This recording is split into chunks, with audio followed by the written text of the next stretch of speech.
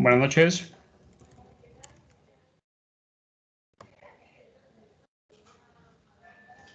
Buenas noches. Buenas noches, profe. Uy. Aquí está el profesor, yo no lo veo. Sí, él está. Bien.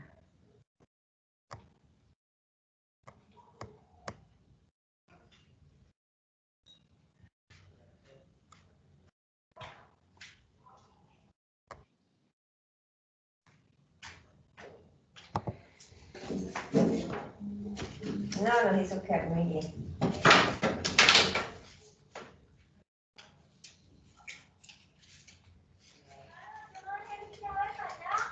Ah, ya miro.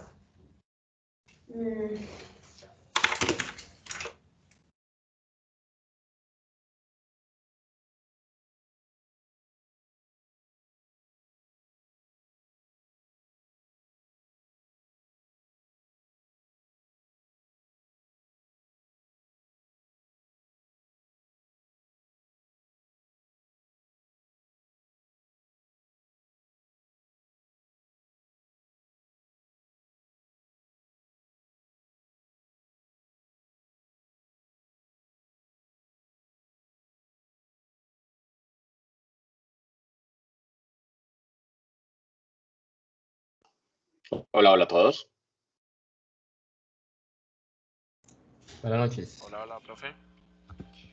Buenas noches, profe. Buenas noches. Buenas noches, profe. Don Sebas, arranque. Listo, profe. Arranque con su equipo. No sé cómo se dividieron el tema, pero arranque. Dale.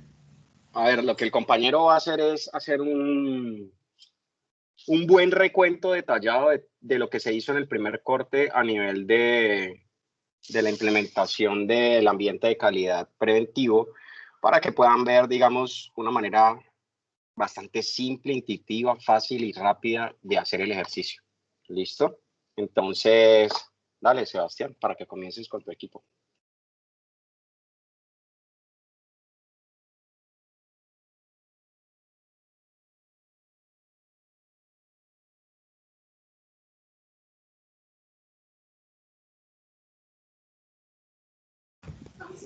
Listo, ¿me escuchas?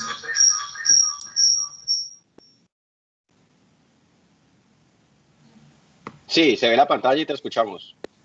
Listo. Vale, entonces yo voy a explicar un poco más lo que es la configuración del ambiente de calidad preventivo y pues ahorita tenemos por parte de la compañera Ingrid una descripción un poco más detallada de la estructura del backend que en algunos casos nos estaba llevando acorde, o bueno, digamos que entendí yo que estaban haciendo cosas en clases que no debían, entonces así se va a partir la exposición, el ambiente de calidad preventivo por mi lado y la explicación de las clases por el lado de Ingrid, ¿ok?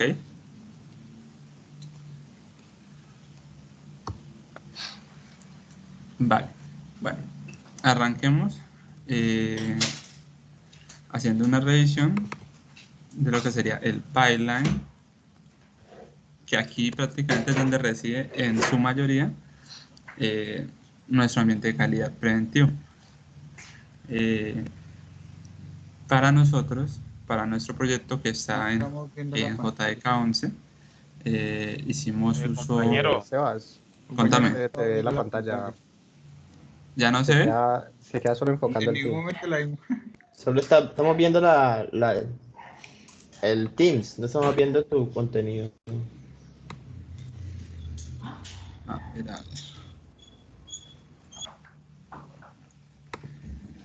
Ahí ya lo ven. Sí, ahí sí, ahí se ve. Listo. Entonces, bueno, arranquemos por la parte del pipeline.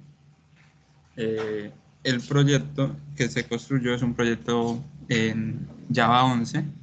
Entonces, hicimos uso de la imagen OpenJDK, que es la que se monta al momento de ejecutarse el pipeline. Usamos esa porque la verdad no necesitábamos Gradle nativo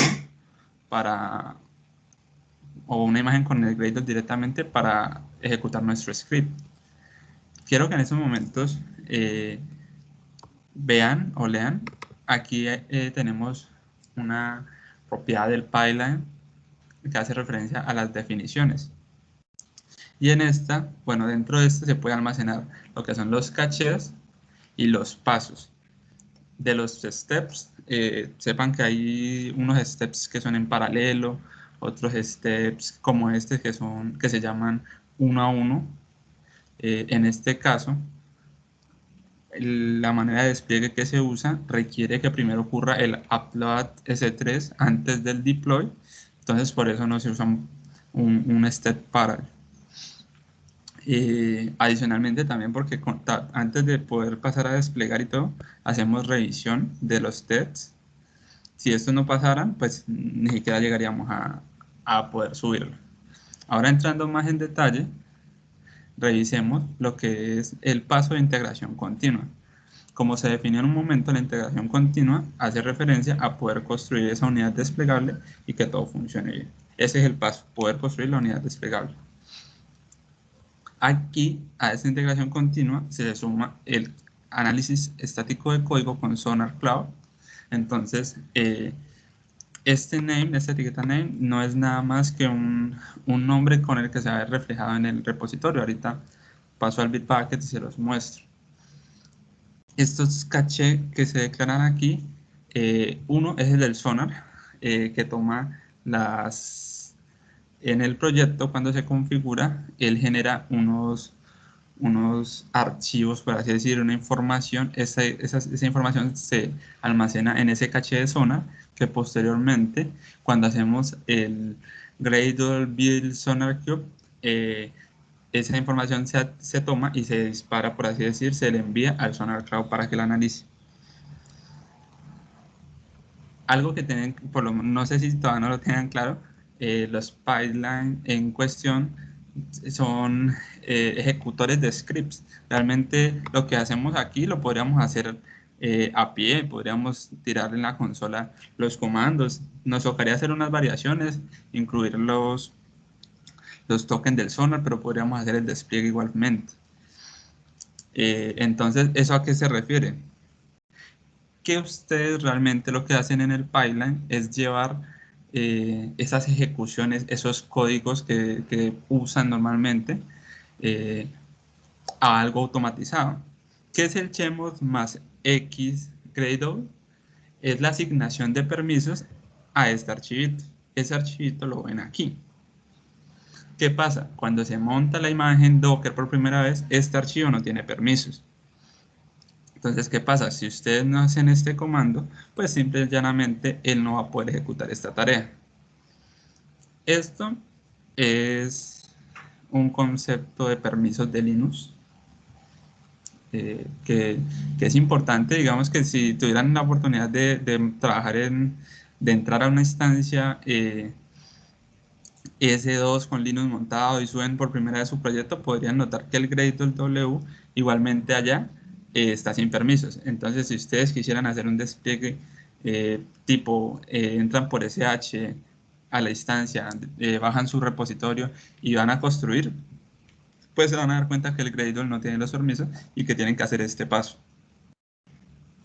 El artifact en los pipelines lo que permite es que se almacene esa información. Exactamente, en este momento estaríamos almacenando toda la información que esté dentro de libs, de build, el directorio libs, que normalmente es donde se almacena la unidad desplegable.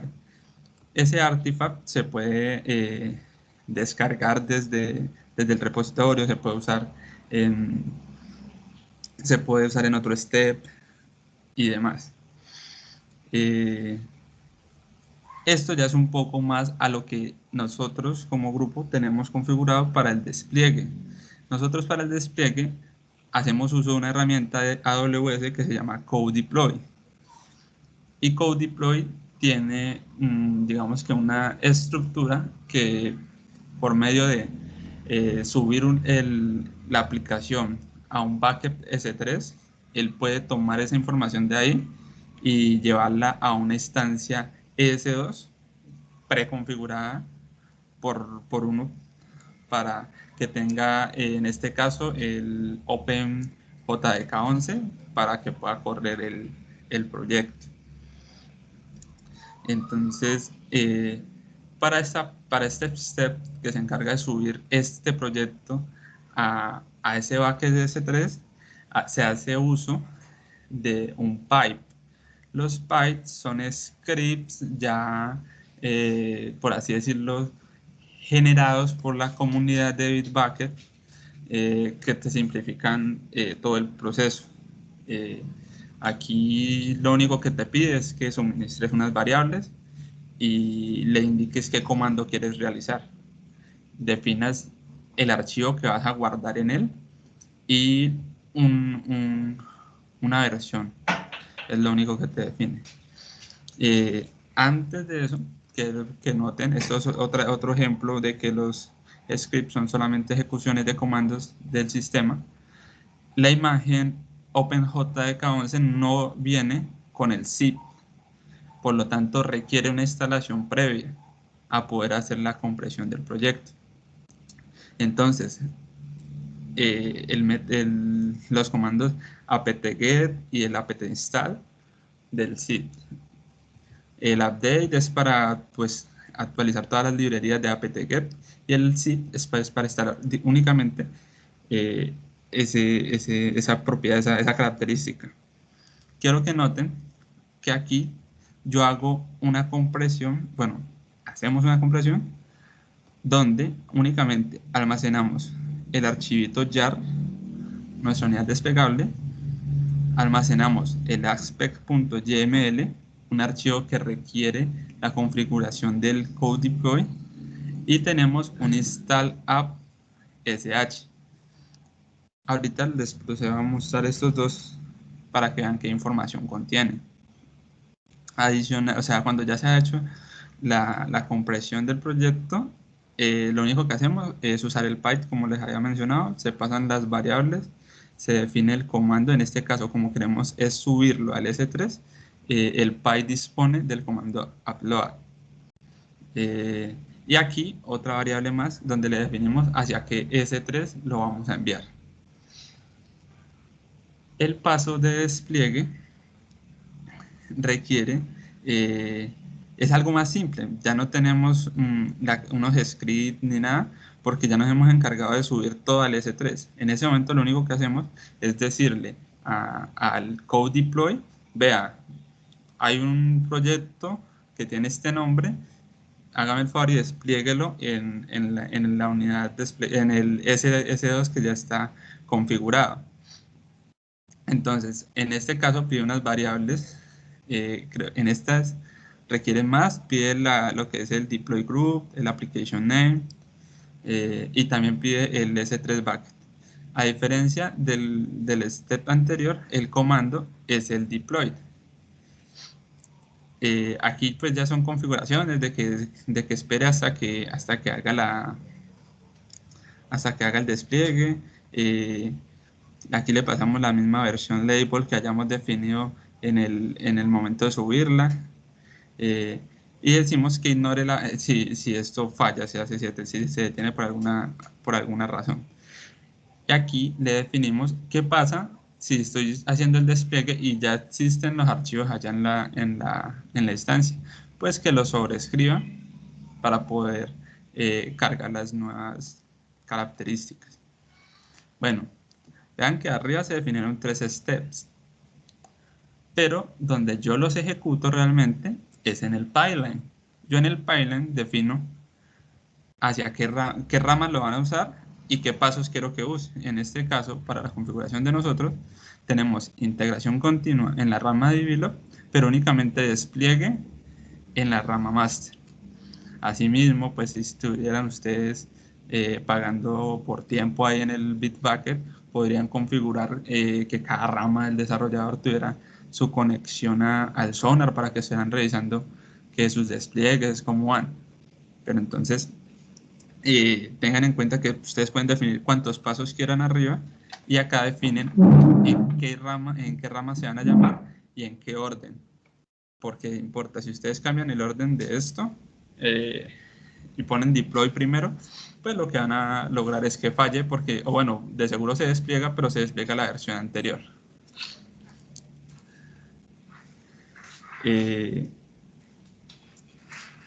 Ahora les voy a mostrar esos dos archivitos de los que les hablé anteriormente. Lo que es el Aspect es un archivo de configuración YML que le suministra la información al code deploy para encargarse de la ejecución del install. Pero antes de eso, él se encarga de mover la información del directorio raíz y llevarla a la carpeta app, así se definió aquí en este caso.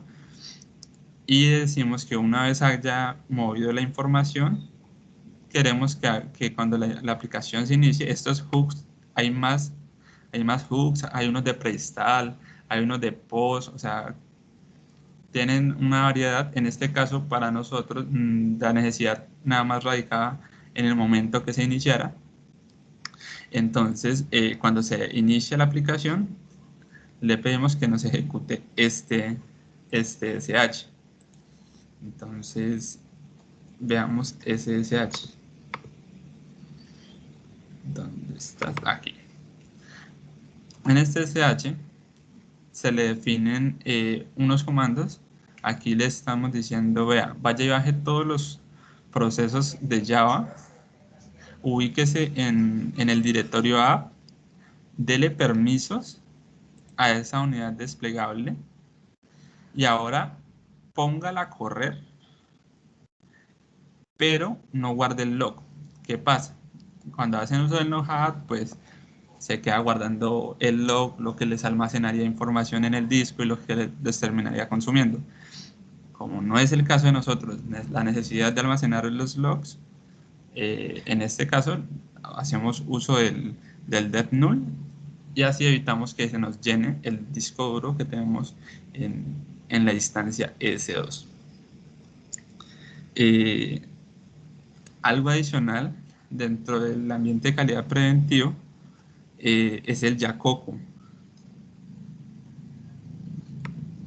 Profe, ¿estás ahí? Sí, mi hermano, aquí estoy. ¿Muestro lo del Jacoco? O sí, porfa. Sí, porque es importante. A ver, lo que les ha mostrado Sebastián hasta aquí es la forma más práctica y rápida de hacerlo, orientado a un DevOps con los servicios en la nube para no depender de crear una instancia y configurarla.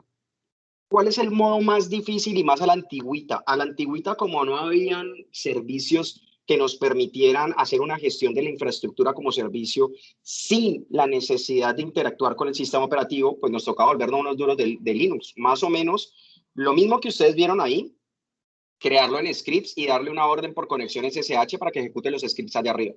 Básicamente es eso. La segunda forma, que ya era un poquito menos manual, era, ok, yo me voy a conectar a la instancia tiene allá los scripts, pero le voy a dejar el código en un bucket, de manera que él tiene que jalarlo del bucket y ya, no necesita que yo le ponga a descargar desde el servidor y esto. La tercera, que ya es más refinada, es hacer lo que está haciendo Sebastián, que es, a partir de un servicio en la nube llamado Code Deploy, que digamos no es el único servicio, Code Deploy nos permite a nosotros ejecutar despliegues de manera rápida a partir de la automatización que yo tengo con algún repositorio. Esto mismo que se hizo desde Bitbucket se puede hacer desde GitFlow, desde GitHub, se puede hacer desde Gitolite, se puede hacer desde GitLab, se puede hacer desde Travis, o sea, se puede hacer desde muchas herramientas. ¿Qué es lo importante? Lo importante es que si ustedes notaron, lo que está haciendo él es, como dijo Sebastián, una ejecución de scripts. El truco en estas herramientas no es nada más ni nada menos que entender los scripts. No te suerte, tengo un poco de otra gente en el trabajo. Yo todo lo que me... Entonces, ese punto de los scripts nos permite a nosotros gestionar de manera adecuada que desde nuestro proyecto tengamos el control de qué va a suceder cuando se mande a compilar o hacer el build del aplicativo. Más bien, más que compilar, la construcción del desplegable del aplicativo. Ahora, Sumado a esto, pues ustedes tienen toda una arquitectura bien bacana que estudiaron, se maciaron, que le camellaron durísimo y pues hay unas herramientas que les van a permitir ir un paso más allá. Una de las que les mencioné era el framework de Lombard, ¿sí? Porque ese les iba a permitir hacer menos código. Lo segundo era JUnit para las pruebas unitarias, que les va a permitir controlar si ustedes están haciendo adecuadamente la implementación de las funcionalidades y manteniendo su código controlado, evitando que en algún momento pueda existir un colapso del sistema por una falla, consciente o no consciente de alguno de nuestros mágicos usuarios que pues, muy rara vez se tiran una aplicación, ¿no? Pero pues, digamos, hay casos de casos. Y pues para nosotros evitar eso, necesitamos medirlo. Y si ustedes vieron por allá el sonar, les decía, hey, no conozco tu cobertura. Entonces les tocaba hacer unas cositas. Bueno, antes de irnos hasta el sonar, ustedes localmente en los ambientes de desarrollo pueden interpretar sus resultados de la calidad de las pruebas unitarias. Y eso es precisamente lo que Sebastián les quiere mostrar con Jacoco. Dale, Sebas, puede continuar tu equipo. Listo, profe.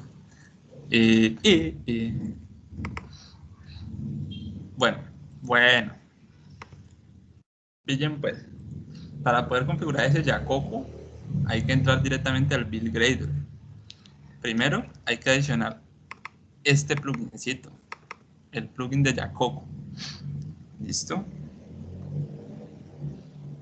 Y adicionalmente tienen que hacer unas configuraciones, porque si ustedes no lo configuran, pues podrán revisar su cobertura. Eso sí lo pueden hacer aquí localmente.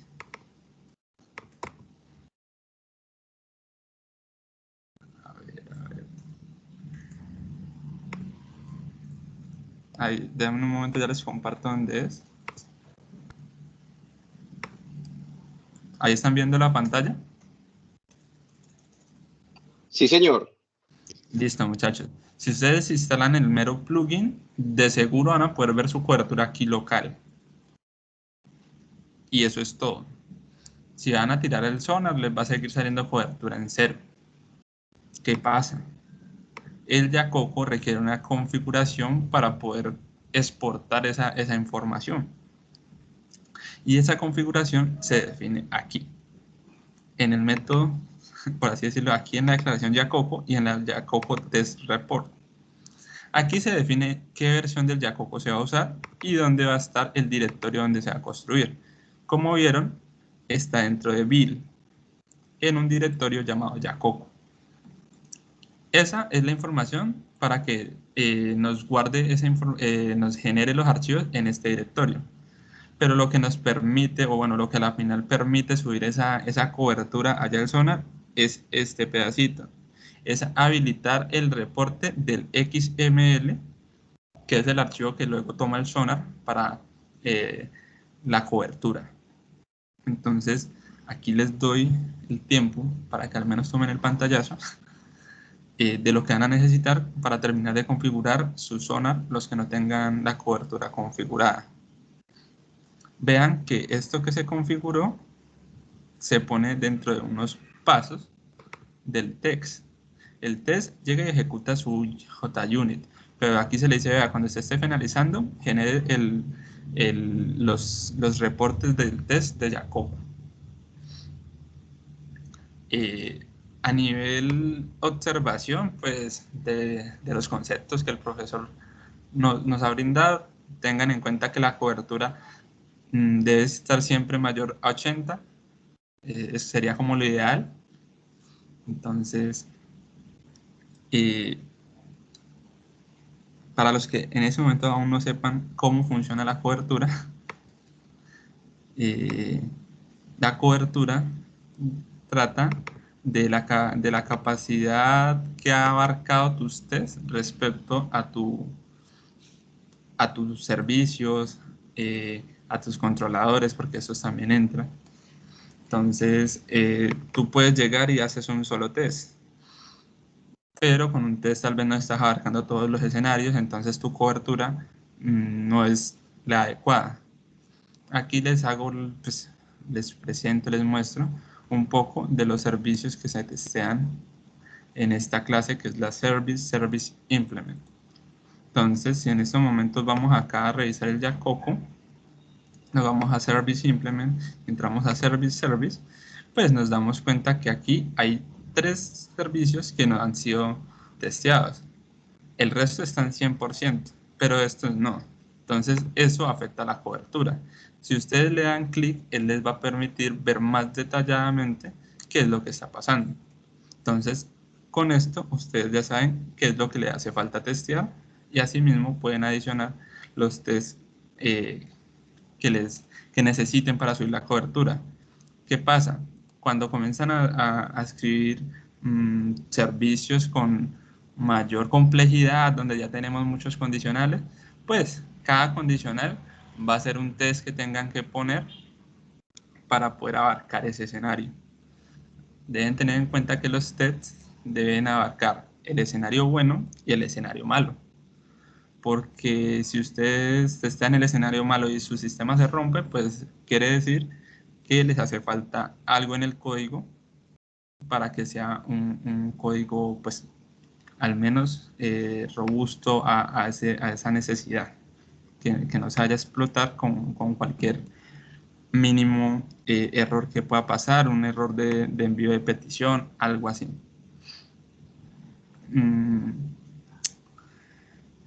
En estos momentos va a comenzar a explicar la compañera Ingrid la estructura de los servicios. Va a explicarles pues cuál es el fin de cada una de estos paquetes, y después de eso pues vamos a profundizar de pronto un poco más aquí en los tests y listo, muchachos. Entonces me muteo, voy a estar presentando y ella comienza a hablar.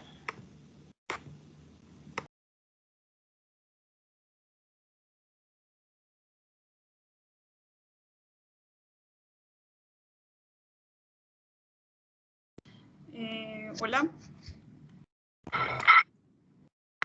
Hello.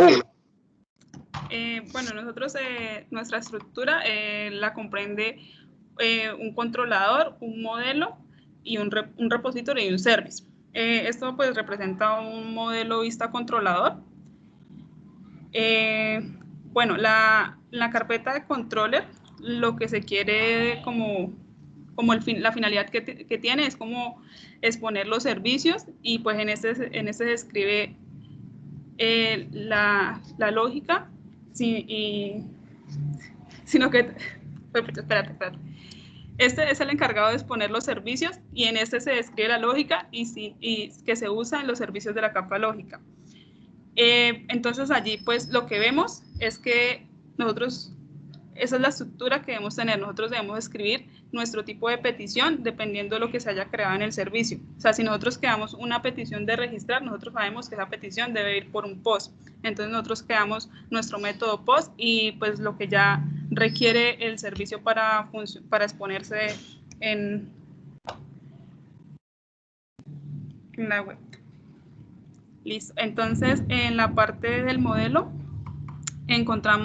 nosotros tenemos un DTO, un transform y nuestras clases de modelo. Entonces en las clases de modelo lo que hacemos es mostrar lo que va a ir en nuestra base de datos. Entonces allí lo que debemos poner es estrictamente lo que tenemos en nuestra base de datos, y allí también podemos ingresar algunas validaciones, o bueno, las validaciones que vaya a llevar cada campo. También tenemos nuestro DTO. En este caso nosotros tenemos un DTO para el login, el registrar usuario. Esto porque pues son transacciones que se hacen antes de ingresar al sistema, entonces estas no están protegidas. Entonces utilizamos el DTO para proteger esa información. También tenemos nuestra clase transform. Allí pues nosotros lo que hacemos es, por ejemplo, si nosotros necesitamos transformar nuestro DTO a una entidad, pues allí tenemos los pasos para obtenerlo. Y en caso contrario de querer pasar nuestra entidad a un DTO, también lo podemos ver allí. También tenemos nuestra carpeta repository, que esta es la que nos permite mantener la persistencia a nuestra base de datos. Entonces, pues lo que hace es, nosotros tenemos allí nuestro repository que extiende un JPA. Y bueno, ahí empezamos a crear métodos en caso de que los necesitemos. Tenemos también nuestra carpeta de service. Allí se maneja básicamente toda la lógica del negocio. Entonces, como les decía, acá se crea la lógica que va a ser utilizada en el controlador. Y pues el controlador ya lo que hace es exponer esa lógica.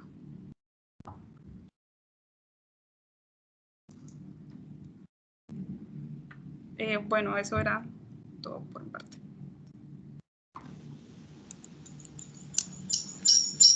Listo. ¿Por qué se hizo esa aclaración?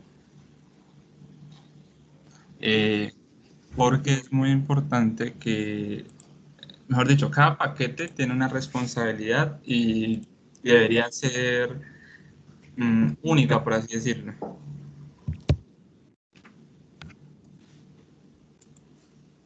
Debería ser única. ¿A qué me refiero? Si tenemos una clase de repositorio, es una clase que nos va a permitir la persistencia a la base de datos. No tiene sentido pensar en crear queries en el service, en el modelo o en el controller. ¿Ok? Es importante que le den a cada paquete la funcionalidad que le corresponde. En el controller tampoco vayan a llenarse, a tirar un poco de lógica, pues si lo están estructurando de esta forma. He visto personas que usan repositorio y controller y ya, entonces pues ahí no hay forma de no tirar la lógica. Pero en este caso, como las directrices fueron usar pues esta controller service repository, es importante que cada una realice la función para la cual fue creada. El @service le permite a Spring Boot de alguna forma identificar que esa clase es encargada de lógica de negocio. Y como es la encargada de lógica de negocio, en ella deben recaer todos los servicios, toda la lógica. No debe aparecer en controller. Ahora, algo adicional son las excepciones. Ustedes pueden generar excepciones personalizadas. Pueden hacerlo por modelo, pueden hacerlo por escenario, tipo si quieren los no found exception o los bad requests, los file, los ID missing, bueno, diferentes escenarios para las exceptions. Las podrían personalizar y aquí podrían definirle el código por qué va a devolver, si va a ser un 400 de bad request, si va a ser un no found. Bueno, pueden personalizarla a bastante detalle y eso también pues les va a permitir controlar muy bien su aplicación, ya manejando lo que serían en este caso los métodos del HTTP. Algo adicional que pues para nosotros es muy importante en esta fase de desarrollo es la configuración del Swagger. Cada una de las clases aquí presente en controller está configurada con las notaciones del Swagger para personalizar su vista. ¿Eso de qué sirve? Ahorita que van a comenzar a trabajar con Flutter y ahora con lo que les va a explicar el profe, pues que con Swagger ustedes aquí ya tienen su información. Tienen información de los modelos y tienen información de las peticiones. Entonces, para ustedes puede ser más fácil venir aquí al Swagger, ver lo que necesitan y eso llevarlo al Flutter, estructurar sus API services en el Flutter para consumir los servicios y aquí tienen toda la información necesaria sin tener la necesidad de estar yendo directamente al código fuente. Entonces, con una herramienta resulta muy útil. Algo adicional es el Flyway. No sé si alguno no lo está usando. En este caso, el fin de esto es ir creando versiones. Tipo, no vayan si ahorita llegaron y aquí venían más campos y no los pusieron, no vayan a borrar el script y vayan a borrar el registro allá en la base de datos. Pues se crean una nueva versión, a veces en un alter table adicionan los campos y así manejan un histórico de los diferentes cambios que han ido surgiendo con el desarrollo del proyecto. Por lo menos este es el caso que nosotros nos pasó. En un momento estábamos montando primero lo que era la autenticación. Entonces necesitamos solamente 3 campos. Luego de eso necesitábamos ya la configuración de unos datos name, phone, email y los agregamos sin necesidad de ir al primer script y modificarlo. ¿Te explicaste eso de que no se puede volver a escribir sobre eso? Otra cosa allí, en lo que decía Sebastián, es que sobre ese script, o sea, una vez de que ya lo ejecutes, ya no puedes volver a generar otra tabla allí. Eso porque esto ya está construido allí. Entonces, cuando se ejecute, va a validar que tenga la misma información y si encuentra alguna diferencia, va a botar un error o pues arrojar un error.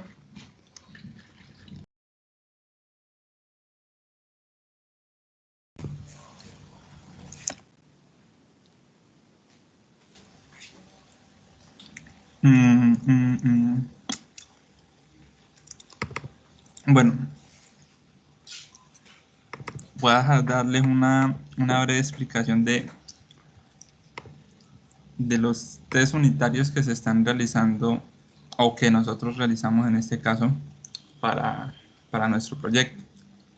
Nosotros hacemos uso de Mockito. Mockito es un framework que viene de Spring Boot para realizar pruebas.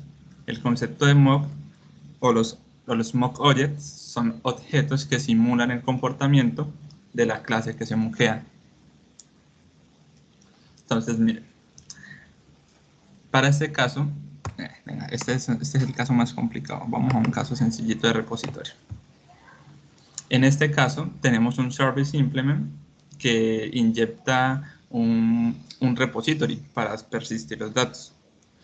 Para este caso, se mockea el repository y se hace un inject mock. Esa notación que permite, pues permite que esta clase, este objeto, esta instancia, se inyecte como si fuera una dependencia convencional. Si vamos acá al process service implement, pues vemos que en el controlador se requiere esa instancia. Entonces, si ustedes no hicieran este mock aquí, pues esto les va a generar un error tipo, estás tratando de iniciar el process service, pero no estás pasando el repository que dijiste que se necesitaba. ¿Listo? ¿Qué permite marcar estos objetos con el mock? Permite que yo le diga qué comportamiento va a tener. ¿Por qué? Porque la finalidad del test que está haciendo la prueba para el service implement es revisar la lógica del service implement. No le importa la persistencia, lo que hay detrás de la base de datos.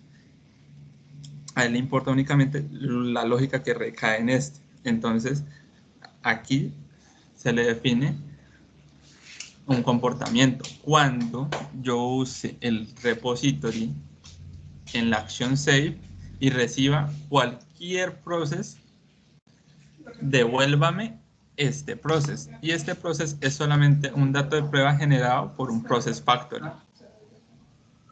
Entonces, ¿qué pasa? Cuando yo uso el process service y le digo create y le paso este process, él llega al punto del repository. Él llega a este punto. Pero yo le dije, vea, cuando guarde cualquier objeto de tipo process, pues retórneme esto. Entonces él no va a ir hasta la capa de persistencia, él no va a guardar la información en la base de datos, lo va a simular, va a retornar este valor y aquí simple y llanamente hacemos una validación tipo de que el objeto no sea nulo. Y aquí ya la verdad es al detalle del test que se quiera llegar. Si fuera el caso de que queremos comprobar de que el process que está volviendo es el mismo process que realmente está acá arriba, podríamos poner varios assert y revisar campo por campo.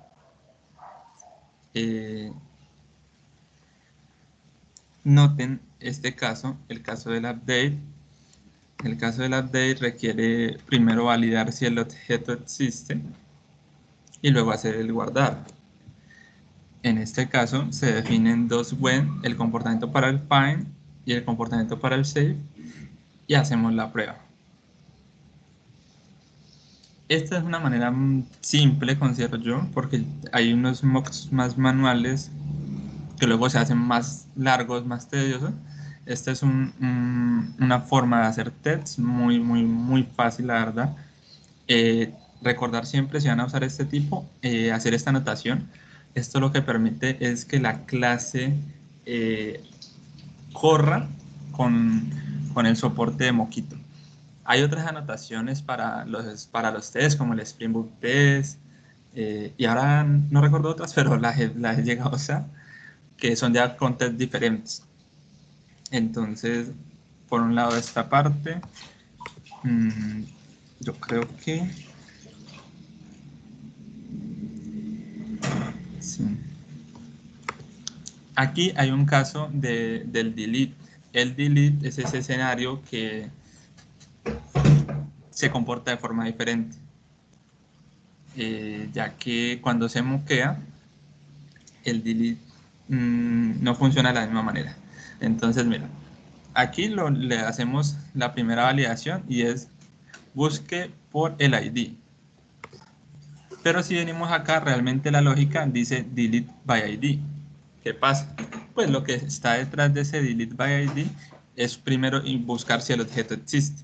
Entonces con esto nosotros le damos ese comportamiento. ¿Para qué? Para que nos devuelva un service. Y después le decimos, vea, elimínelo, porque ya le hemos definido el comportamiento que va a tener ese método. Haciendo uso del verified, le hacemos la pregunta al repositorio de que si realmente se encargó de eliminar ese ID. O sea, si realmente eliminó algo con ese ID. Como nosotros le dijimos a él que se comportara de esta forma, de que cuando recibiera cualquier LON hiciera el return, entonces pues para él eso pasó, eso se eliminó. Entonces el verify es lo que termina pues por completar la validación de este caso de que sí se eliminó. A diferencia de un set, un update que retornan, el delete no retorna. Entonces la única forma que tenemos es por medio de este método. El resto, pues para mi criterio, lo que es el get, el update y el save son siempre lo mismo repetitivamente. Lo único que cambia un poco es este delete. Voy a pasar a mostrarles ya directamente cómo se ve el sonar y cómo se ven las construcciones en el Bitbucket y ya podemos finalizar. Vean. Cuando tengan todo configurado, deberían poder ver algo así, su Sonar Cloud. Pueden ver la cobertura, que al igual que con Yacoco, pueden entrar y él les va a mostrar qué es lo que les hace falta por revisar. Y así ustedes pueden construir el test que les haga falta para ese escenario. Les va a mostrar, bueno, el resto de métricas supongo que alguien todo lo tiene, métricas de bug y vulnerabilidades. En este caso las vulnerabilidades que salen para este proyecto son falsos positivos, dado que está diciendo que estamos exponiendo las entidades, que deberíamos crear un DTO para ello. Pero pues como lo explicó la compañera Ingrid, nosotros esas entidades que exponemos son entidades que se exponen en peticiones que ya están resguardadas por un token. Entonces, esos son falsos positivos para este caso en este proyecto. Adicionalmente, pues tienen también las malas prácticas, ese código sucio. Entonces, por lo menos aquí me dice que tengo unas importaciones por ahí que no he limpiado.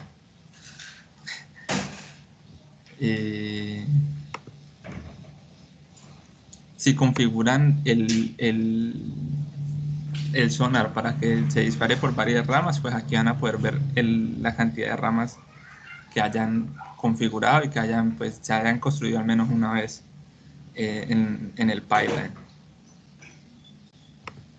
Y ya pues como por cerrar les muestro,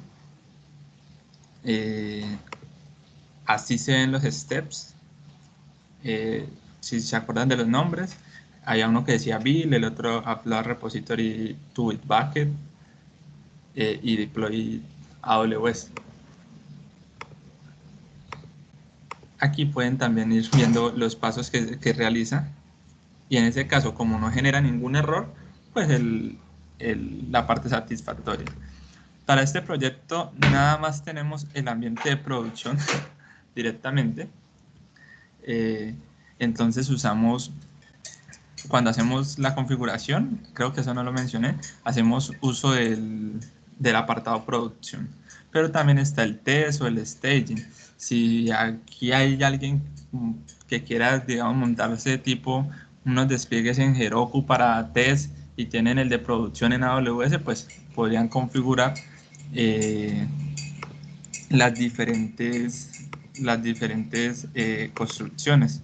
Aquí está, mira, deployment, yo lo saco en producción, pero si ustedes sacaran otro step que no fuera deploy AWS, sino deploy Heroku, por así decirlo, y lo ponen en test, pues eso se va a construir en otra parte, sino que como que me está fallando el internet ya. Que no me quiere mostrar la info. Bueno, aquí está. En ese caso, aparecería aquí otra tarjetica que diría test y les mostraría la última construcción. Algo adicional, para los que de pronto no lo han llegado a hacer, cuando yo les hablaba de las variables, esas variables se declaran acá en el repository. Aquí definen sus diferentes variables que llegasen a usar. Tip con las de AWS, tengan cuidado, eso tiene que llamarse exactamente como lo indica. Si ustedes le cambian el nombre, hay unas que no se emiten en el byte, sino que él las toma. Entonces, si no tienen nombre adecuado, pues no les va a funcionar. Y muchachos, eso sería las configuraciones y pues el contexto detrás del ambiente de calidad preventivo de nuestro proyecto.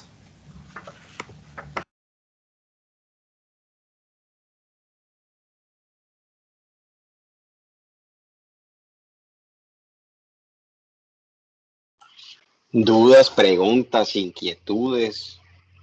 Aprovechen, compañeritos. Nos quedan 10 minutos y arrancamos la siguiente parte.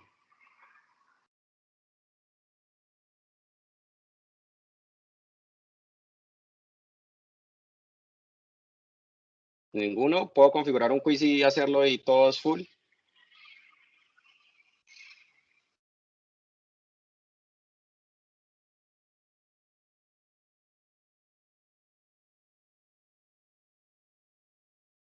¿Jóvenes? Sí, no, tal vez.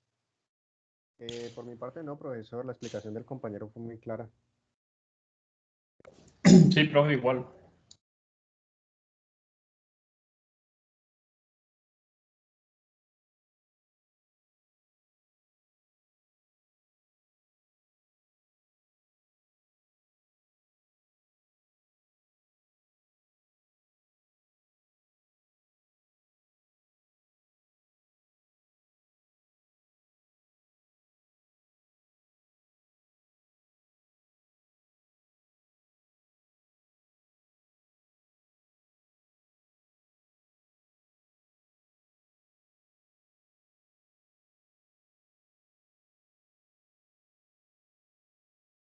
Bueno, niños, si no hay ninguna pregunta, ninguna inquietud, excelente. Me parece lo más bacano del mundo porque significa que pues no van a sufrir en el segundo corte. Miren, lo que se avecina para todos nosotros es muy sencillo. Me indican cuando puedan ver mi pantalla.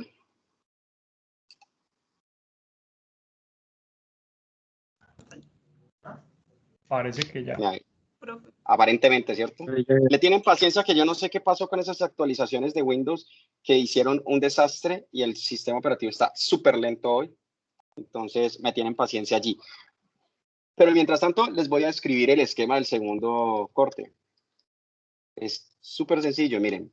De una vez les voy a decir que tenemos un proyecto. El proyecto es muy sencillo. ¿A ustedes les gusta Netflix, Amazon, Disney, todas esas plataformas, cierto? Sí, señor. Sí, sí. Listo, pues lo que van a hacer es mentiras, no le vamos a hacer competencia a ellos. Lo que vamos a hacer es un catálogo. Deme un segundo, por favor. Mamá, haz un favor, contesta y que si no hay la bebida tradicional, que la descuenten del valor. Contesta y que la descuenten del valor y me lo retornen rapiditos. Lo que vamos a hacer es lo siguiente, vamos a hacer un catálogo. Catálogo sencillo. ¿De qué? Películas, series, documentales, etcétera. ¿Qué debe contener esto? Debe contener un video tipo preview, ¿vale? ¿Qué más debe contener?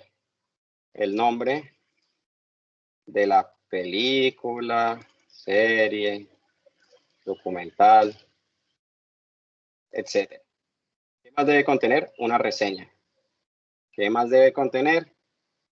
Director o directores. ¿Qué más debe contener? Actor y actores y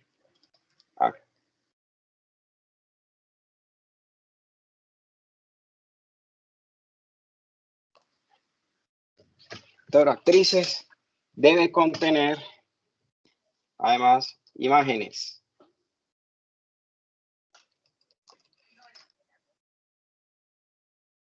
Imágenes tipo preview, ¿vale? Entonces, en esas imágenes tipo preview, lo que nosotros necesitamos hacer es básicamente que ustedes puedan revisar o ver desde un catálogo de una aplicación móvil distintas películas, series, documentales, etcétera, los nombres, la reseña, el director, actriz o actrices y algunas imágenes. Esto con el objetivo de que en teoría usted pudiese hacer búsquedas. ¿Qué tipos de búsquedas pueden hacer? De cualquiera de esos campos, menos obviamente del preview, ¿no? Pues no podemos buscar sobre el video, pero de todo lo demás podrían hacerlo. Es una aplicación realmente muy simple. ¿Sí? ¿Qué necesitamos para armarla? Necesitamos un diseño preliminar. ¿Qué contiene el diseño preliminar? Un modelo de entidad de relación básico, pues si no saben cuáles son las tablas, pues van a sufrir, ¿vale? Van a sufrir porque pues obviamente las tablas nos dicen cuáles van a ser los modelos de nuestra aplicación. Entonces lo primero que necesitamos es tener nuestro modelo de entidad de relación. Lo segundo, prototipado. Prototipado en Flutter. Acuérdense de los componentes que han estudiado, que han visto, que vieron de la retroalimentación de las exposiciones de varios compañeros. Entonces, obviamente su prototipado va a ser pensado en ¿qué? En Flutter. ¿Listo? Y con base a estas dos cosas, podemos empezar.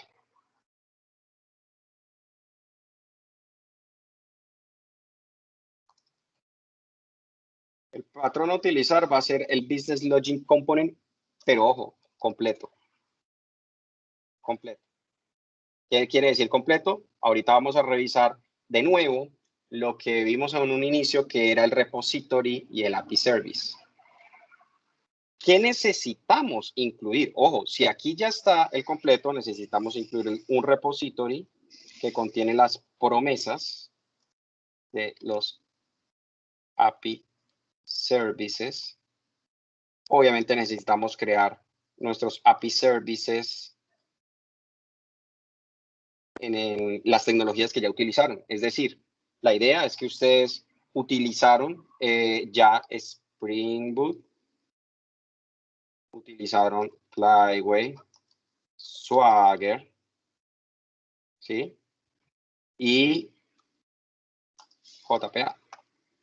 Entonces, ustedes construyen su API Services y consumen su API Service desde Flutter. Es decir, como vamos a implementar el patrón completo, necesitamos crear las promesas, necesitamos crear los API Service con las mismas tecnologías que veníamos utilizando, consumirlo desde el Flutter Y, ojo con algo. Voy a dividir aquí en frontend y vamos a poner el backend por acá.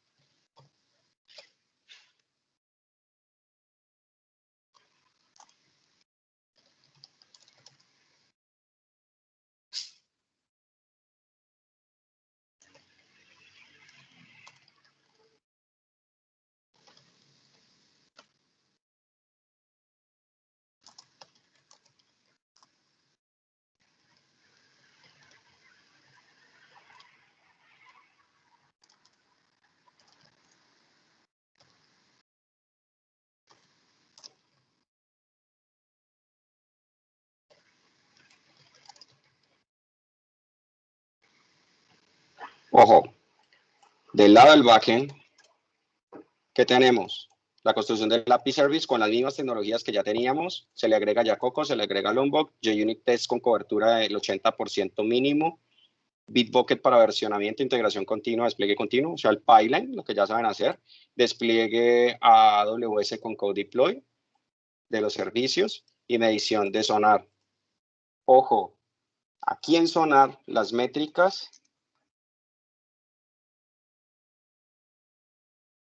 deben estar en A. Y el coverage de las pruebas unitarias debe ser del 80.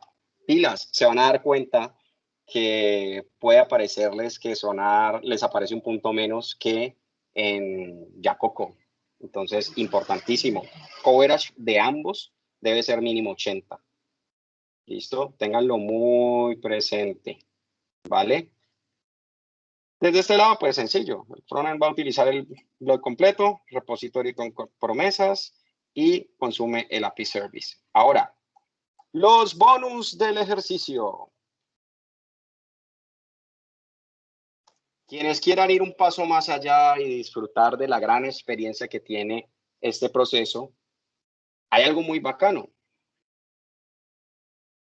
Kotlin es un lenguaje que reduce mucho la sintaxis, está basado en Java, pero no es Java, y tiene algunas grandes ventajas. Todo lo mismo que trabajas en Java lo puedes trabajar allá. Es decir, todos estos frameworks, todos estos de aquí, funcionan acá. ¿Qué quiere decir? Que tú puedes convertir un proyecto Java con Ktor directamente a Kotlin. Quienes, ojo, quienes hagan el proyecto con Kotlin van a recibir un punto completo del parcial. Es decir, quienes hagan el back, ya no en el tradicional, sino que lo pasaron a Kotlin, tienen hasta un punto completo de extra en el parcial. ¿Qué sucede? Bueno, supongamos que son equipos muy buenos, ya sacaron 5 en el primer corte, sacaron 5 en el segundo, el punto se les acumula para el tercero. Sacaron 5 en el tercero, compañeros, el punto se les acumula para la nota final. O sea, garantizan un 5 en la nota final. ¿Listo? ¿Dudas, preguntas, inquietudes? ¿Entienden cuál es el proyecto? ¿Entienden qué se va a hacer? ¿Entienden qué se hace en el back, qué se hace en el front, qué se hace previo y cuál es el posible bonus? Profe, no, yo no comprendo bien. Espérate. ¿Pero qué Dice, parte? vale, dice diseño preliminar, toca hacer el MER, asumo pues que son, pues el MER. Ese prototipado Flutter, ¿qué es? ¿Te acuerdas del Chao. wireframing? Uf, no. Prototipado alto nivel, coges una hoja de papel y en la hoja de papel dibujas la pantalla indicando cómo se va a ver. De acuerdo, ya. ¿Sí? Ok. La idea es que si tú ya viste una exposición con como 23 componentes diferentes posibles de Flutter, ¿cuál debería ser la idea de tu prototipado? Que estés incluyendo esos 23 elementos. Es decir, tendrás animaciones, tendrás listas, tendrás campos de texto, tendrás labels, tendrás botones de diferentes tipos, ¿sí? menús de navegación, etcétera. Sí me logras entender cuál es el objetivo del prototipado, y es un prototipado por cada equipo, o sea, cada equipo verá cómo se la juega con esos elementos que ya vio en las exposiciones. Sí me logras entender. O sea, no quiero que me hagas un prototipado en Justinmind o algunas aplicaciones que la aplicación parece que ya estuviera terminada y se ve maravillosa. No me interesa eso. Tú en una hoja de papel lo puedes dibujar. Lo que me interesa saber es qué vas a incluir de los elementos de Flutter. De acuerdo. Sí, De acuerdo. clarísima. Sí, señor. ¿Qué otra parte de pronto te surgen dudas a ti o a alguno de tus compañeros? Pues no conozco ese patrón block, entonces tocaría investigarlo. Repository prompt. ¿Y qué hiciste durante todo el corte? No, pues no sé. Espérate. ¿Cómo así que no sabes? Si lo que vimos desde el dojo de programación fue un block, Business Logic Component, patrón estructural del proyecto de desarrollo. Básicamente, lo que vimos durante todo el primer corte. Que de pronto el compañero no está en móviles 2. Ay, pero yo hice un dojo acá. ¿Sí? ¿Sí? Mira, sencillito, Esto es un block. Damos una cosa, póngale cuidado. Voy a contar todo el modelo del patrón block de una vez. Les tiro el chancuco, pues. ¿Qué les parece? ¿Les interesa o no les interesa? En 30 minutos les cuento cómo implementar una aplicación modo experto en Flutter. Me Nice. sirve. Se le agradece. Listo, vamos. Ahí aprovechen que está grabada la clase, ¿no? Listo, a ver, la estructuración de un patrón de diseño block o Business Logic Component, lo que nos invita a nosotros a generar dentro de los proyectos de desarrollo es una forma de organizar los proyectos por una distribución de acuerdo a la tarea específica que va a cumplir dentro del sistema, dentro de la arquitectura del sistema. Lo primero que nosotros tenemos que entender es que en este y en todos los proyectos nosotros tenemos que partir de que debe haber una capa de acceso a datos. ¿Listo? Eso es clarísimo para todos nosotros hoy en día. Y la capa de acceso a datos se construye a partir de modelos y quien consume los modelos para hacer la operación hacia la base de datos. ¿Listo? ¿Esto qué nos invita a nosotros a entender? Bueno, es súper sencillo.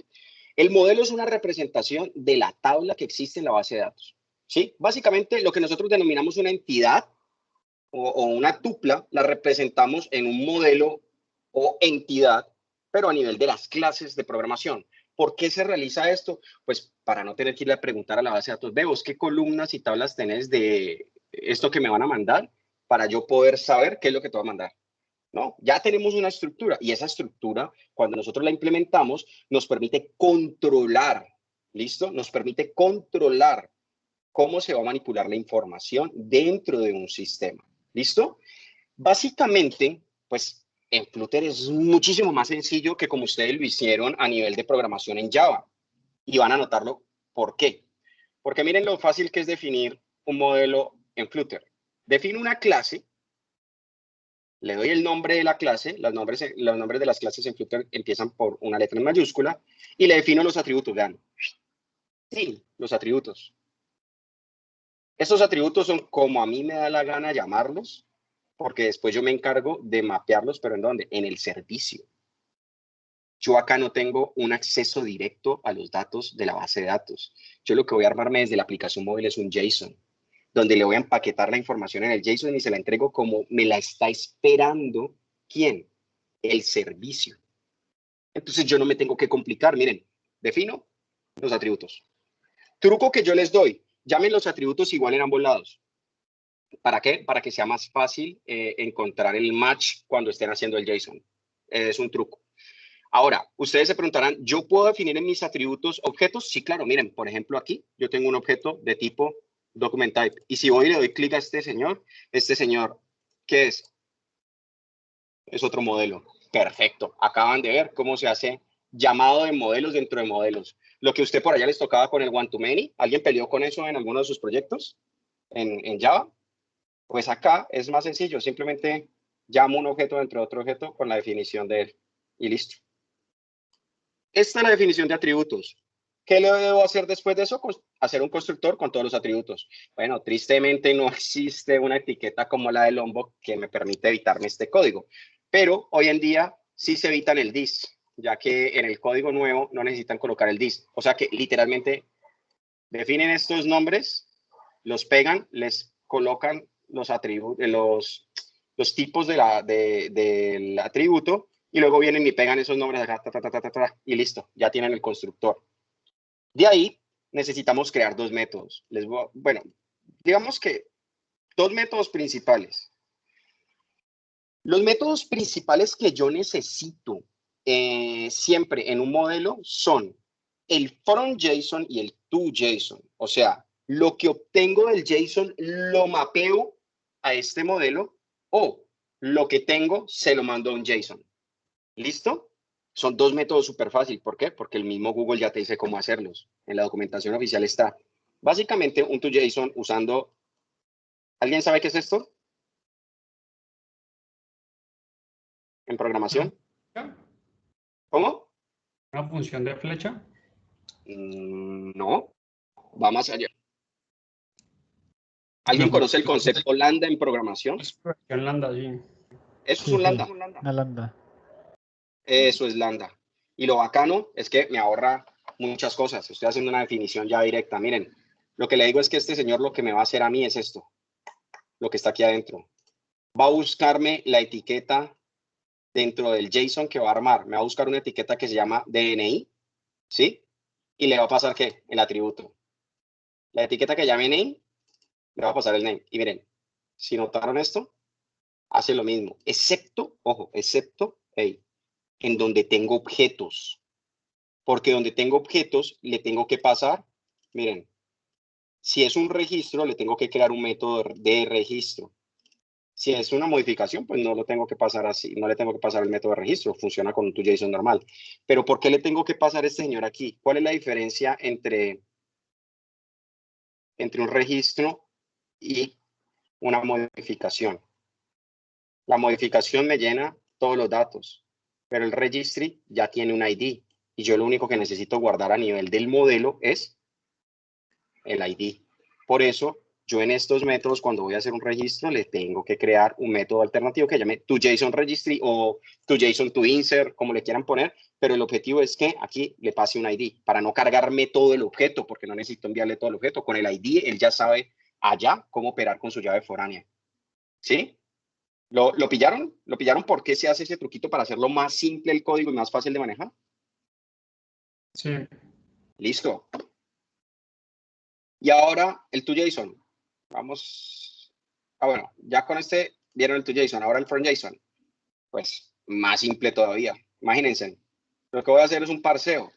Un parseo con un mapa que tiene una clave y algo dinámico que va a cambiar. Pues sencillo. La clave que va a ser el nombre del atributo. Estos nombres del atributo son ¿cuáles? Estos que definí aquí arriba. Estos que están en el constructor. ¿Y qué le paso? Le digo cómo ir a buscar utilizando el método parseJSON, utilizando el JSON, le digo cómo ir a buscar de ese mapa el label. Le coloco el nombrecito donde va a estar en el label. Y listo. ¿Alguna duda, pregunta, inquietud del modelo? Del modelo no. Pero pues, sí. Yo asumo que vas a seguir explicando otra capa por allí, ¿verdad? Sí, claro, voy a explicárselas todas. Pero venga, antes de eso, tengo una duda de pronto técnica. Sí. El otro que estábamos viendo, Gradle, usamos otro ID diferente y este Flutter es, digámoslo así, otra base de programación diferente que se puede utilizar con Visual Code, por lo que veo. Pero para la creación del proyecto, ¿se puede desde el mismo Visual Code o hay que usar la página que ya usamos en el anterior proyecto? Bueno, primero te aclaro algo, porque es que veo demasiados conceptos y no sé hacia dónde apuntas. Gradle es un gestor de dependencias que se utiliza en proyectos Java, ¿vale? ¿Correcto? ¿Me sigues hasta ahí? Sí, hasta ahí correcto. Listo. Por tanto, de la primera parte que me estás hablando es el lenguaje de programación que utilizamos en el backend, ¿correcto? ¿Correcto? Listo. Ahora, desde el lado del frontend, estamos utilizando el lenguaje de programación nuevo para ustedes llamado Dart, con el famoso framework Flutter, que me permite hacer desarrollo multiplataforma nativo orientado para Android, iOS y web. ¿Correcto? ¿Me sigues hasta ahí? Ese es el front. Correcto. O sea, este que estamos viendo es el frontend. Yo ahí no te Correcto. entendí qué dijiste. ¿Cómo? ¿Puedes repetir lo último que dijiste, por favor? No, ya está en la grabación. Sí, estás diciendo que esto acá es Flutter, ¿cierto? Sí, Esto que señor. está es Flutter. Sí, Y que señor. Flutter es un lenguaje para frontend. Sí, señor. A eso iba orientado mi duda, porque, o sea, pues digamos que los frameworks que yo he manejado para frontend solamente son frontend. Para conectividad a base de datos, estos locos, pues, necesitan otro lenguaje, como Java o lo que sea, ¿sí? Sí, Pero señor. entiendo que de esta manera yo puedo ir a rescatar datos, asumo que a una base de datos. No, señor. De acuerdo, este loco solamente es frontend y ya.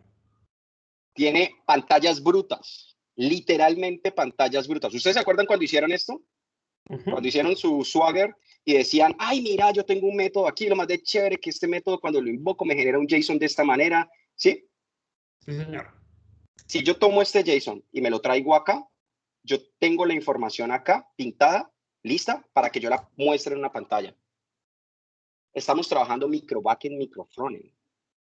Entonces, lo que estamos haciendo es reemplazar el Vue.js que ustedes debieron utilizar o algún web que debieron utilizar para probar sus pantallas en el primer corte, lo estamos reemplazando por Flutter.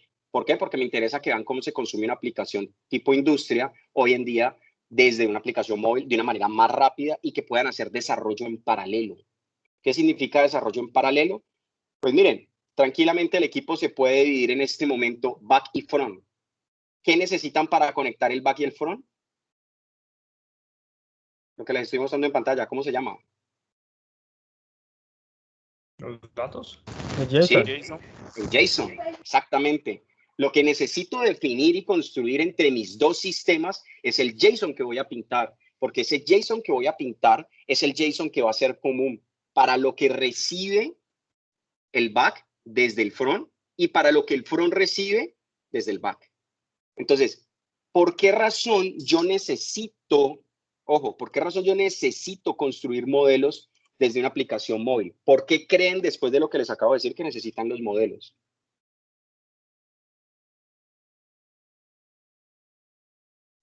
Porque necesitamos definir estructuras para manejar la información, ¿no? Sí, estructuras comunes. La palabra es estructuras comunes. Ese es el control que van a tener. Y esto ya les da una potencia gigantesca. ¿Por qué? Porque ambos lados saben exactamente qué deben tener.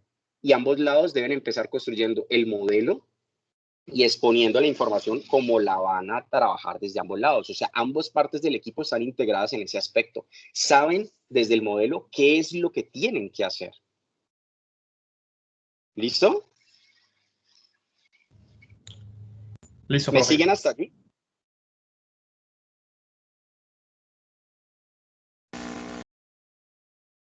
El compañero que tenía la duda, ¿me sigue hasta allí? Sí, profe, le sigo.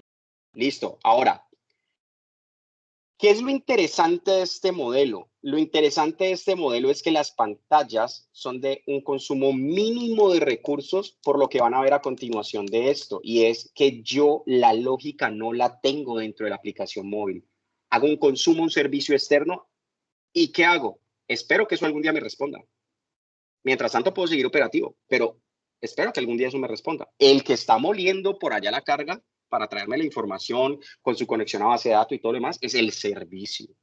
Ese es el que tiene por allá en el servidor su función de conectarse a la base de datos y demás. Es decir, incluso la aplicación, esta aplicación, aunque la llegasen a vulnerar, no tendría cómo manipular directamente los datos. Y ahora les cuento por qué razón. Acá, dentro del backend, necesitan agregar JWT, Java Web Token. ¿Para qué? para que eso les garantice que el consumo de los servicios solo puede ser dado si el back y el front conocen ¿qué?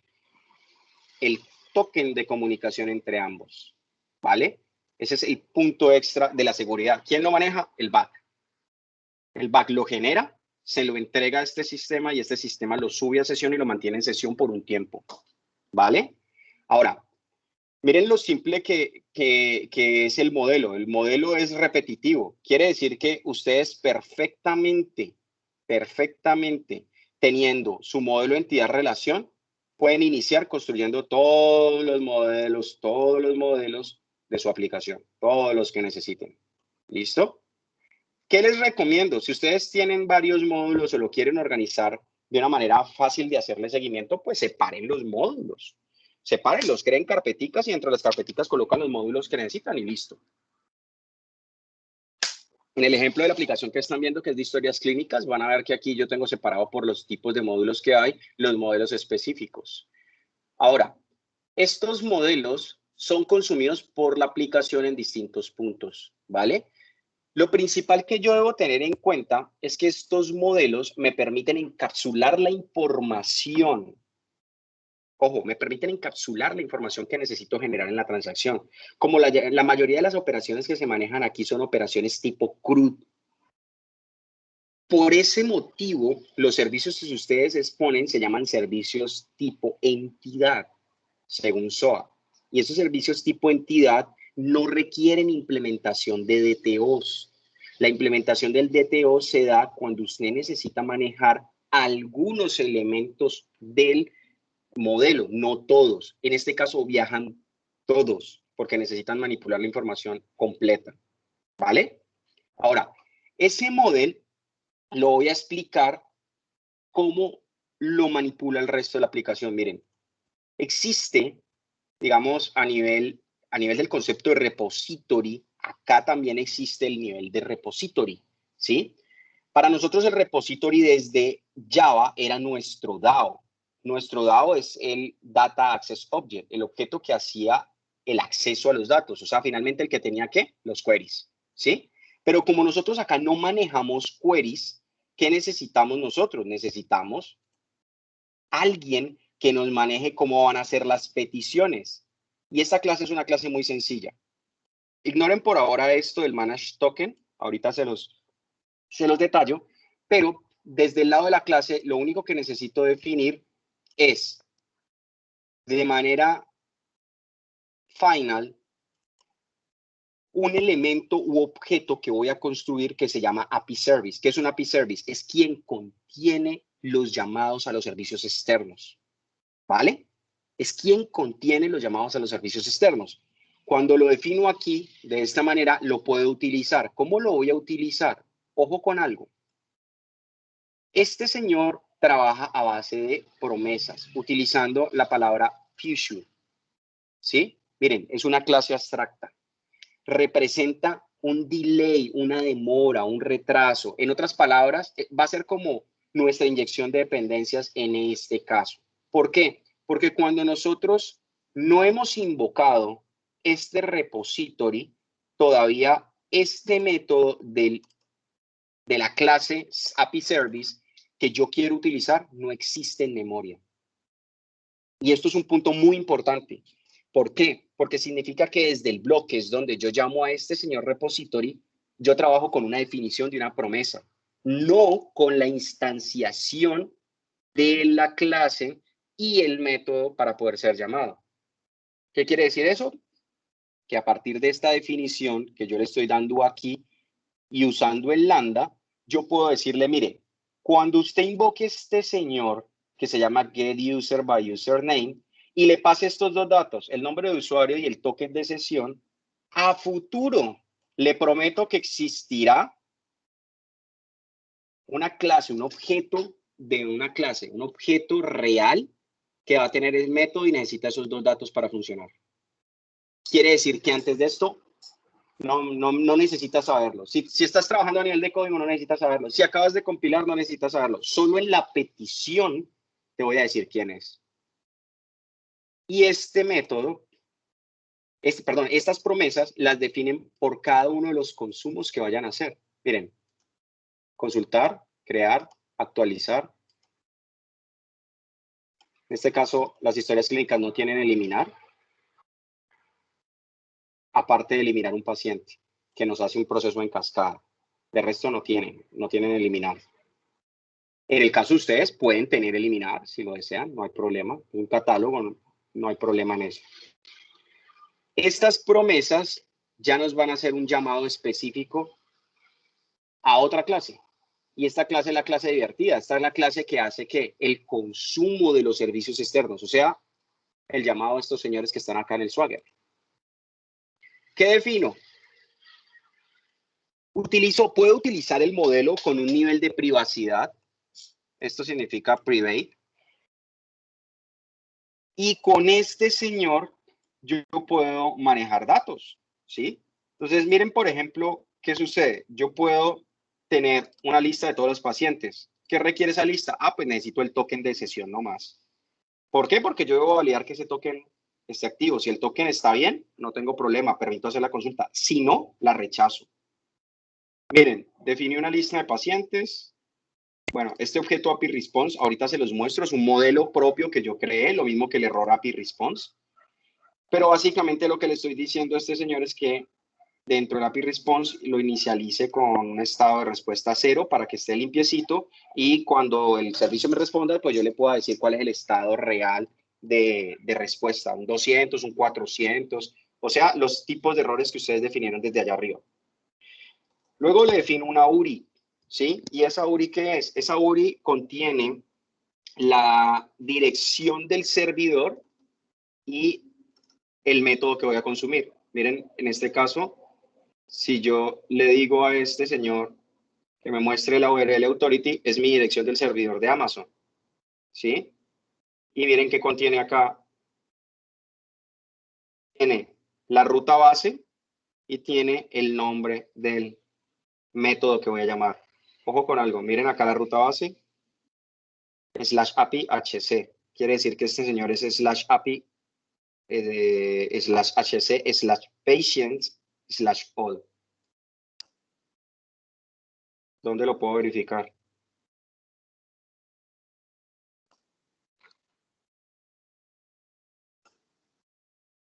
/patient/all.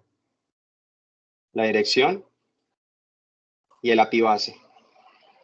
¿Ya vieron cómo se empiezan a unir las herramientas? Ya empiezan a tomar un sentido todas esas herramientas.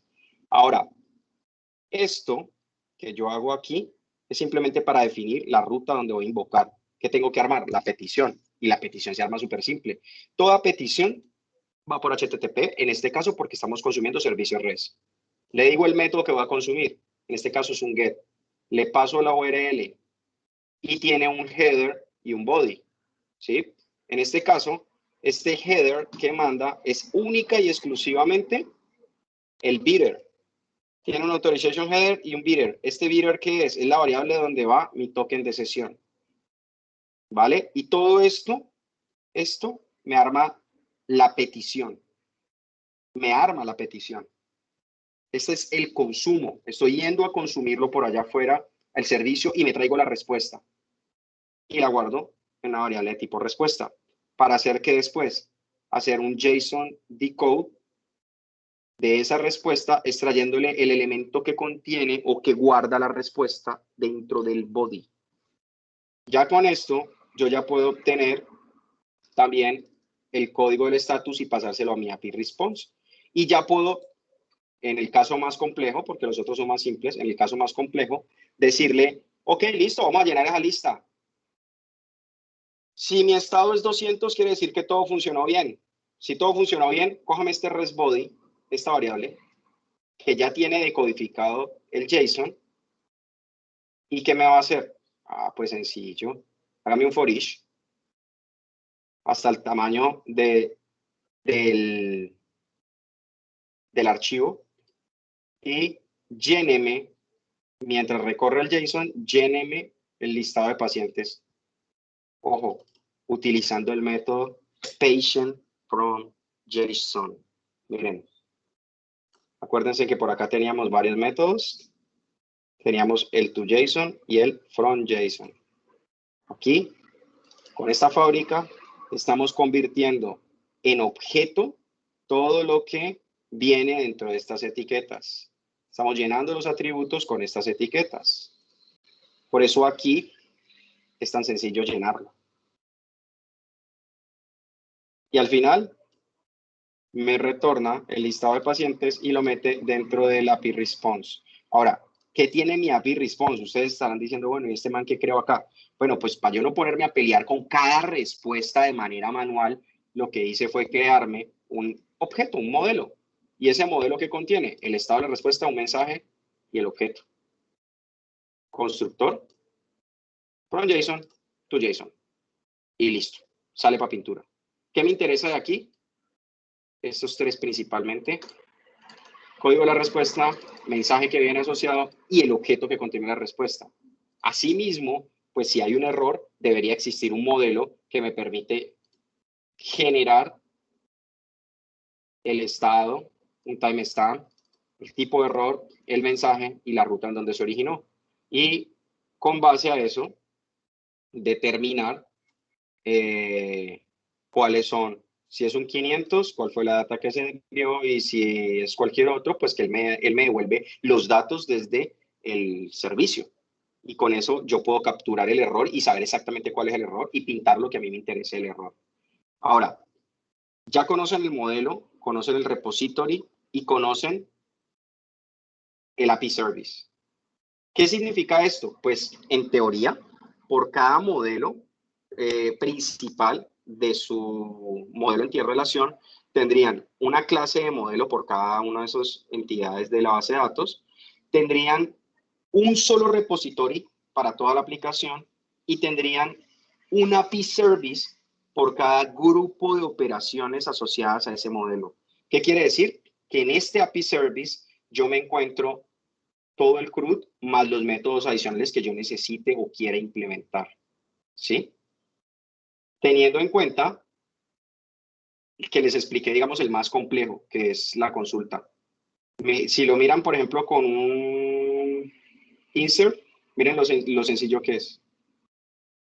Volvemos al tema de definir el body, de crear la URL, de pasársela al método HTTP dependiendo de la operación que voy a hacer. En este caso es un post, el de arriba era un get. Armo el header, armo el body. ¿Este body quién es? Miren. JSON encode, patient to JSON. Transformo con el modelo que me llega con el método toJSON, se lo paso un JSON encode y este body ya tiene el objeto como un JSON y al pasarlo aquí, él ya puede armar la transacción. Entonces, miren lo sencillo que es. Este señor es el que me controla todas mis operaciones de consumo externo. ¿Qué quiere decir eso? Desde el back, yo construyo el servicio, desde el front, yo lo consumo. Y ese consumo, ya aquí ven cómo lo pueden hacer. ¿Listo? Es muy simple. Ahora, ¿quién consumirá a este API Service? Ah, bueno, pues súper simple.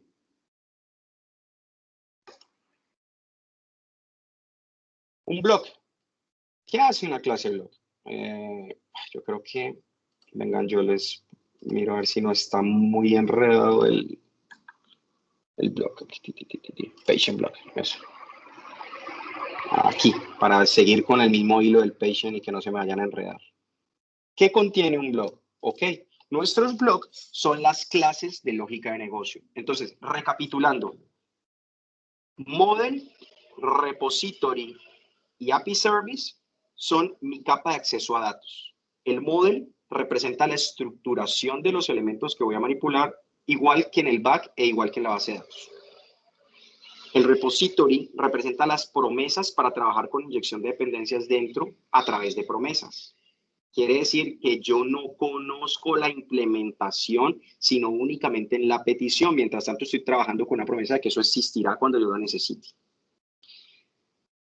Y el API Service me hace el consumo de mi servicio externo, que sería lo mismo que el DAO que utilizaron en Java para consumir a la base de datos, pero en este caso no consumen una base de datos, consumen un servicio y el servicio es el que se encarga de ir a hacer las operaciones por allá. Ahora, subiendo una capita más arriba, tenemos el patient block. Y el patient block ya contiene unos elementos específicos diferentes, que son simplemente el manejo de mis clases de lógica de negocios. ¿Quién les manejaba a ustedes la lógica de negocios desde el lado de Java? Los service.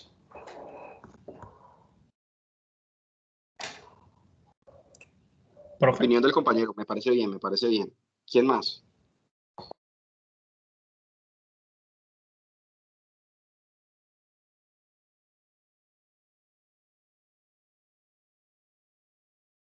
En el repositorio también me pueden personalizar métodos que se necesiten en la parte de los del script sencillo. No sé, respondo después de que me responda mi pregunta.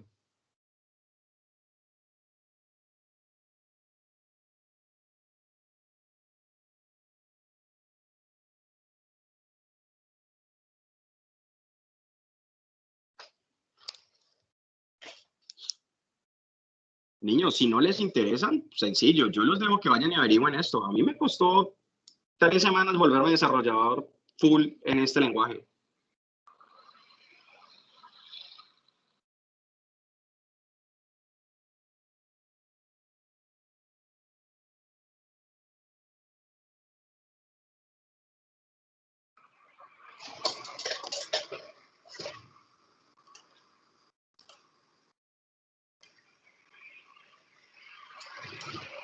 Listo, entonces lo hacemos así. Les dejo la investigación, compas.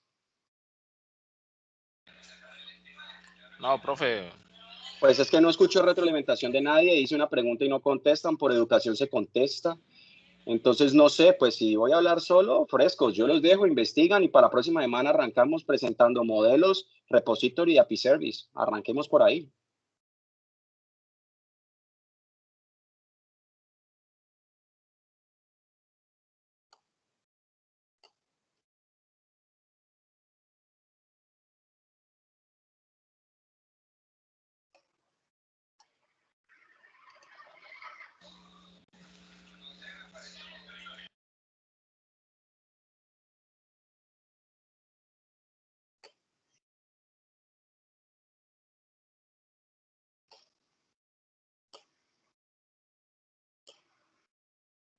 Listo, aquí ya les estoy colocando esquema segundo corte.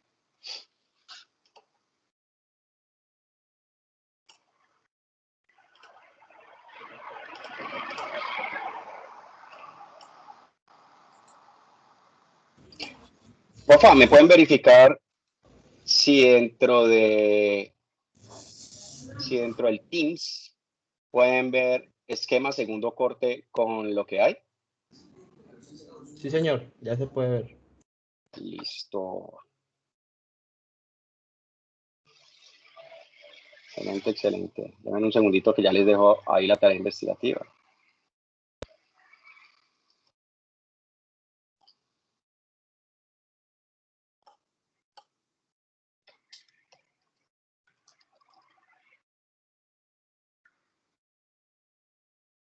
Nueva conversación. Anuncio.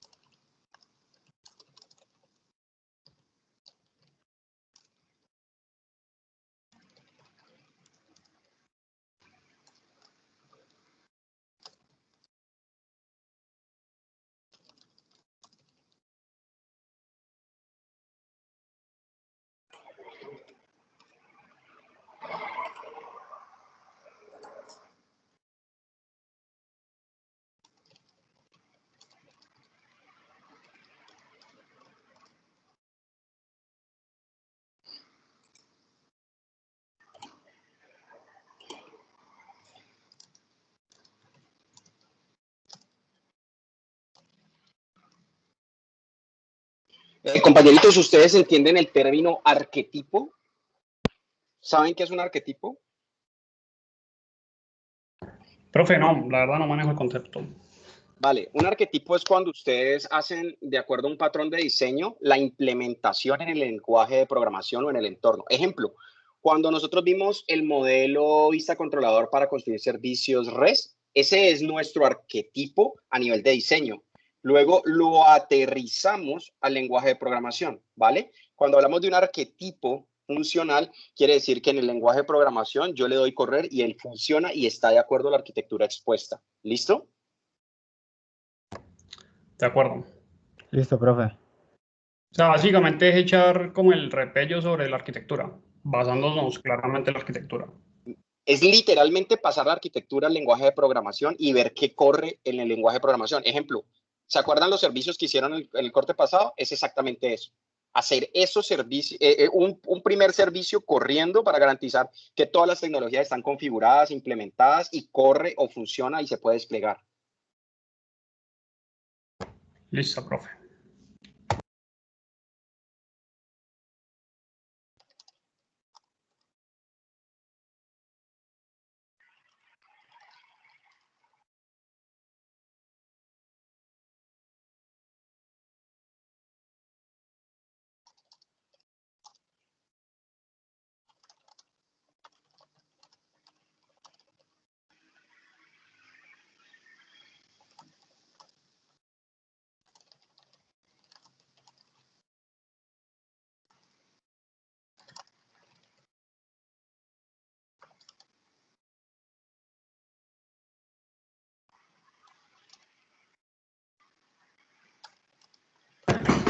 Profe, referente a la pregunta que hiciste ahorita, ¿si era, si era sobre el servicio?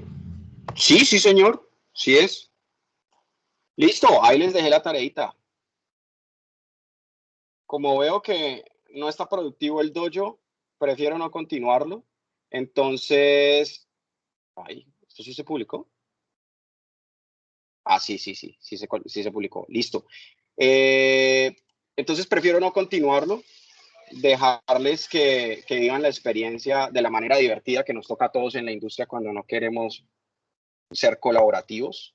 Entonces, miren, para la próxima semana, ¿qué deben presentar por equipo? Deben presentar el diseño preliminar. ¿Eso qué implica? Del diseño preliminar no vamos a preguntar todavía los prototipados, pero sí necesitamos que ya tengan construido su modelo entidad-relación, ¿vale? Al ser una aplicación tan pequeña, pues el modelo entidad-relación es bastante simple y es muy fácil de construirlo en un taller colaborativo entre ustedes como equipo. Lo segundo que deben presentar dentro de esa tarea es que cada equipo hará una exposición donde cada uno de los integrantes presentará un componente o elemento de Flutter. ¿Esto con qué objetivo? Con el objetivo de que sean capaces de resolver un taller en clase donde puedan hacer el prototipado y presentarlo en clase con los elementos que presenten en la presentación o en las exposiciones, ¿vale? Adicionalmente deben traer configurado el entorno de calidad preventiva con su entorno de desarrollo con al menos un servicio corriendo por parte del backend. Esto les permite evidenciar el backend corriendo con el ambiente de calidad y que cumple con lo del primer corte. O sea, básicamente los que ya lo hicieron en el primer corte ya lo tienen. Simplemente deben traerlo con el nuevo proyecto, ¿no? Garantizando que cumple la misma estructuración de lo que hemos hablado. Hey, pilas, ya saben que hay unas tecnologías nuevas, ¿no? Y por último, del lado de Flutter deberían construir los modelos y el repositorio de la aplicación de acuerdo al modelo entidad-relación que tienen definido, ¿sí? No les preguntaré por el API Service todavía. Después de que hayan visto qué tan fácil o difícil es la tarea, pues decidimos si se continúa la explicación haciendo un repaso del API Service, terminando el blog. Y pues pantallas sí no se va a explicar, pantallas las van a vivir ustedes de acuerdo a los elementos que colocaron. ¿Listo? Profe, una preguntita, ¿no le parece que está como muy largo para la próxima semana? Te cuento una cosa, mira, los equipos son equipos grandecitos, cada persona debe investigar un elemento, no tienen más que investigar un elemento para, digamos, para la presentación. Lo segundo es que el ambiente de calidad ya lo montaron y aquí tuvieron una explicación donde literalmente lo que les va a demorar es en 2 horas o menos probablemente montar su nuevo ambiente con un servicio que construyan desde cero. Un servicio que construyen entre 5. Y literalmente vieron una explicación detallada hoy que les permite hacerlo en menos de 2 horas. Entonces, la verdad, Pero el ejercicio está... sería como aprender un lenguaje nuevo, ¿no? ¿Cómo? O sería prácticamente aprender un lenguaje nuevo. ¿Qué cosa? ¿Qué parte del ejercicio? Flutter. Ah, Flutter, sí, pero todo lo demás ya lo tienes. ¿Sí o no?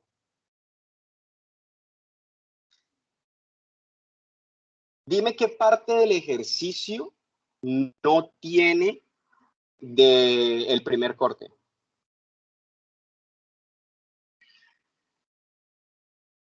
Flutter. Flutter. Lo demás ya lo tienes.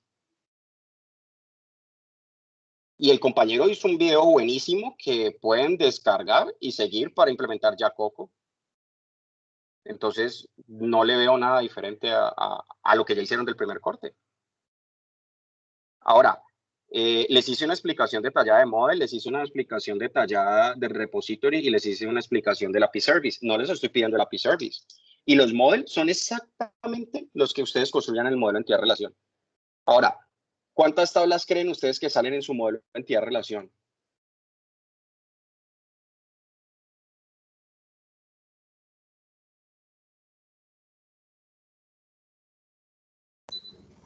No muchas, profe, de pronto, pues. Unas muchas- 6, 7. Ujú. Yo le pongo máximo 8. Realmente no le veo mucho a nivel de tablas. O sea, un modelo de entidad-relación para una aplicación de estas, se los aseguro. Ahorita que los dejo libres, lo alcanzan a sacar. Eso no les va a tomar nada, realmente. No les estoy poniendo el prototipado para la siguiente clase. Les estoy diciendo, cada uno va a contar un elemento. Después de eso, en taller, en clase, van a hacer el prototipado. En hojitas de papel. No necesitan aplicaciones complejas, en hojitas de papel. Dime. Ese MER tiene que tener alguna, pues digamos que, no sé, pues muchos no somos expertos haciendo MER. En mi caso. Sí. Debe contar con algunas normas o algo. Tercera forma normal. Listo. Ya, de resto, ¿qué? Pues vea, mientras su equipo entienda la nomenclatura que van a utilizar, es nomenclatura de ustedes. Es su equipo de desarrollo, ¿sí? No me interesa ponerlos a jugar con estándares ni nada de eso. ¿Qué es lo único que me interesa? Tercera forma normal, que respeten la tercera forma normal, porque pues, es lo ideal de un proyecto de desarrollo. Listo, profe, una. Sí, de resto, no más. Listo, compañeritos. Entonces, los dejo libres para que arranquen a hacer su modelo en entidad-relación ahorita. Si lo alcanzan a terminar, aprovechan, adelantan.